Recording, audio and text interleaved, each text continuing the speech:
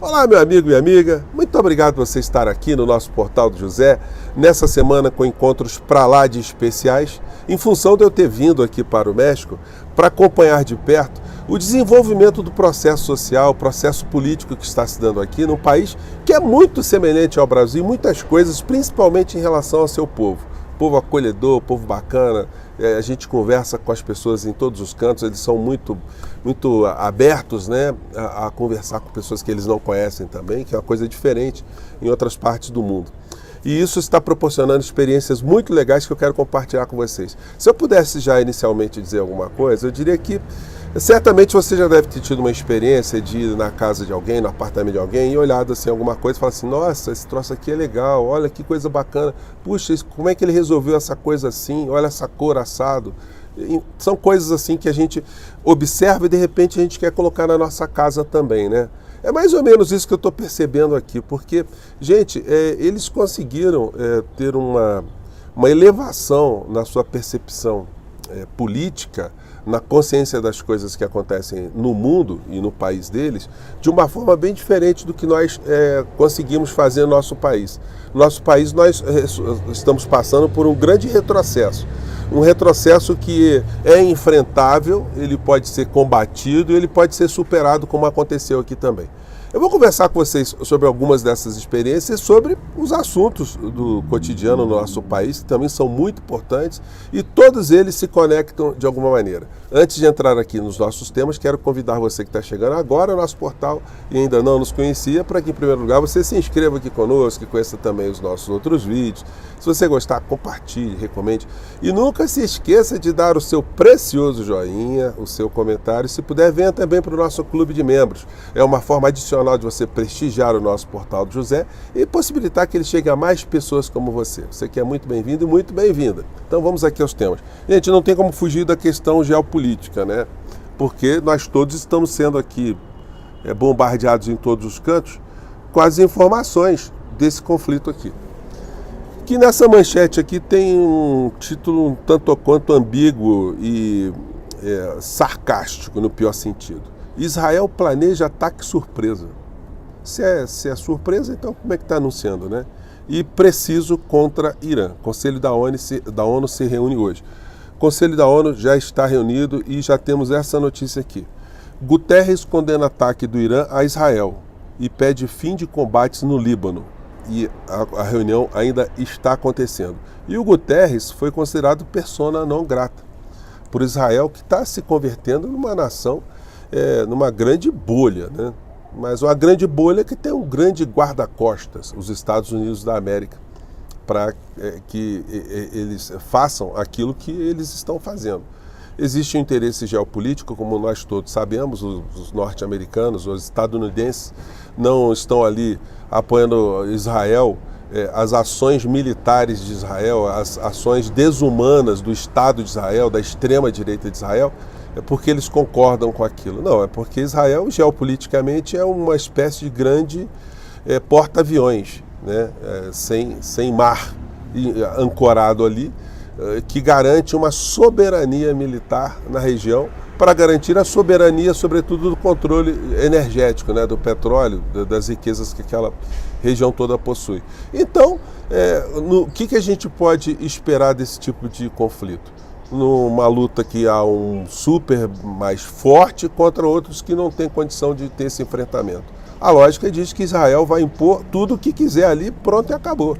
E o governo de Benjamin Netanyahu, a extrema-direita de Israel, não está se importando com a opinião pública, não. Eles querem que se dane. Eles vão continuar matando crianças, mulheres, aqueles que eles apontarem como terroristas. Quem não for terrorista, vai todo mundo para o saco, como a gente diz no nosso país, né? Enfim, vamos acompanhar essa história. É um terreno sempre muito delicado, porque isso mistura ideologia no nosso país, porque as pessoas acham que Israel é uma coisa de extrema direita e que Israel tem uma ligação religiosa com os evangélicos no Brasil, e aí pronto, aí não dá para você discutir mais nada no campo da racionalidade. Muitas notícias importantes serão repercutidas logo mais nos telejornais. Uma é essa aqui, né, que já começou a ser repercutida, que o Brasil está alcançando cada vez mais graus elevados de notas das agências internacionais, conferindo ao Brasil a condição de um país para se investir. Então, a matéria aqui do BP Money. Brasil pode obter grau de investimento até 2026, diz Haddad. E já tem, muitas pessoas estão percebendo isso, porque no mundo empresarial, nas estratégias de empresas a longo prazo, eles miram investimentos nos países que eles conseguem enxergar alguns níveis de estabilidade política, econômica, social. Então o Brasil está indo nisso. Os colunistas já estão se digladiando, porque muitas criaturas do setor financeiro aqui no nosso país estavam fazendo declarações em vários jornais, né?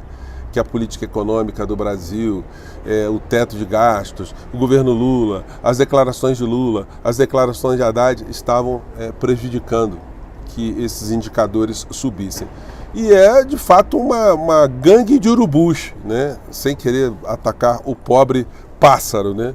Mas agora eles estão tendo que enviar a cabeça dentro de um buraco de vergonha, porque eles estão fazendo as previsões de mau agouro, o mau agouro somente, e as coisas estão dando erradas para essas criaturas e, sobretudo, no campo político, para a extrema-direita do nosso país, que para eles, quanto pior, melhor para eles politicamente. Mas isso não está funcionando, né? Eles estão tentando achar um outro tipo de pauta.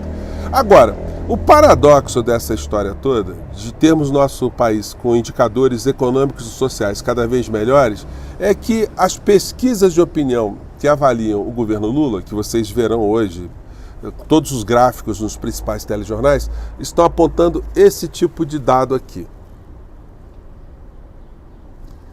E esse tipo de dado, essa matéria, Quest, pesquisa que saiu agorinha de manhã cedo, 51% aprovam o trabalho de Lula, 45% reprovam. No entanto, eles colocam aqui na linha fina que houve uma oscilação para baixo. Houve oscilação para baixo na aprovação e para cima na reprovação. Em julho, percentuais eram de 54% e 43% respectivamente. Ou seja, Lula tinha 54% de aprovação e 43% de desaprovação. Pesquisa ouviu 2.000 eleitores em todo o Brasil entre os dias 25 e 29 de setembro. A margem de erro é de 2 pontos percentuais para mais ou para menos. E aí a pesquisa vai avaliar as regiões onde o Lula está mais bem avaliado, onde ele perdeu a aprovação, a faixa escolar, a religião, uma série de dados. E todos eles vão esbarrar numa verdade absoluta que eu tenho sempre batido aqui no nosso portal. Tudo está preso à questão da comunicação. Porque se o Brasil está melhorando concretamente, como é que a aprovação do presidente da República ela sofre oscilação para baixo? O que explica isso? Você, meu amigo que está aqui no nosso portal, minha amiga, vocês sabem que a informação gera o quê? A ação. A desinformação gera o quê? A conformação. Se você não tem uma informação que o meteoro está vindo aqui para bater em cima da gente, a gente fica sem saber absolutamente de nada, a gente está conformado, as coisas vão acontecendo ao nosso redor. Uma das coisas mais importantes que o presidente Lula deve ter observado aqui no México, ele prestando atenção no discurso de Claudia Sheinbaum no parlamento mexicano, foi quando ela apontou ali algumas situações que têm a ver com comunicação. A comunicação no governo mexicano é uma estratégia de Estado, é uma estratégia de governo. Tanto é que todos os dias pela manhã, eu estava pensando, né, anteriormente, que as manhaneiras, como eles chamam os encontros matinais do ex-presidente López Obrador, eu pensei que isso era uma faculdade dele. Ele chegava e o dia que ele não estava afim, ele não fazia, o que era uma coisa mais irregular. Não. O principal compromisso diário do presidente López Obrador, o ex-presidente, era a sua manhaneira. 7 horas da manhã, ele morava dentro do palácio. Dentro do palácio tem uma estrutura lá de um local já totalmente arrumado para esses encontros, e ele ia de 7 às 9, às vezes ele ultrapassava, eram mais de 2 horas de fala todos os dias. Ele virou o maior youtuber do México, proporcionando uma série de recortes. E agora, com o governo de Claudia Sheinbaum, ela está fazendo a mesma coisa. E aí o título dos encontros é Manhãs do Povo, onde ela apresenta ali já a agenda, e a agenda tem uma série de encontros com especialistas de várias áreas. Na segunda-feira vai falar de um assunto ligado à educação, na terça-feira à saúde, na quarta-feira vai combater as mentiras na internet. Gente, é um negócio impressionante. Então, fica muito difícil para a extrema-direita se articular e conseguir impor aqui nesse país aquilo que eles conseguiram fazer no Brasil, apesar deles terem aqui a integralidade dos veículos de comunicação, os principais jornais, as principais TVs, as principais rádios, são todas da direita, de conservadores ligados ao poder econômico. No entanto, se conseguiu suplantar esse tipo de massa de comunicação do sistema econômico como um todo, com esses encontros matinais. Então, essa é uma experiência muito positiva e muito importante que o presidente do nosso país poderia adotar, porque agora nós vamos ter um dissabor muito grande, se alguém estava duvidando disso, nesse processo eleitoral nos municípios do nosso país, onde nós, infelizmente, vamos ver todo tipo de gente com discurso insano, discurso negacionista, gente com discurso de pânico moral, pânico vermelho. Essas coisas que aqui nesse país, no México, já se transformaram em discursos ridículos. Você falar para o mexicano aqui, você tem medo do comunismo? O cara vai rir na tua cara, né? Qualquer pessoa. Ideologia de gênero é um negócio que te preocupa. Cuba, Venezuela, te preocupa esse tipo de coisa. O México socialista. Gente, a presidente aqui ganhou as eleições se colocando claramente como uma pessoa opositora a um sistema neoliberal de economia. Dizendo que o neoliberalismo fracassou, e fracassou mesmo, e que o governo dela será um governo humanista. Gente, humanismo o que é? Se não algo muito parecido com socialismo. E, enfim, eles mudaram ali a roupagem, mas estão implementando políticas públicas com foco nos mais pobres, na erradicação das desigualdades sociais, que aqui no México, em alguns aspectos, era muito mais profunda do que o nosso país há uns 10 anos atrás. E eles reverteram várias coisas. Bom, então são essas as informações que eu queria aqui discutir com vocês, compartilhar com vocês e sempre aqui dizer que nós estamos cada vez mais atentos às coisas que estão acontecendo no nosso país, e quando nós fazemos nossas críticas, fazemos as nossas observações, é justamente porque isso faz parte da luta, do combate diário, né? De ocupar a agenda política para derrotar essa gente que nos incomoda tanto, né? Gente, eu fico por aqui, mais uma vez um grande abraço e olha, não esqueça de votar no nosso portal pro IBEST, tá? Vou colocar o link embaixo. Um grande abraço, até o nosso próximo encontro. Tchau!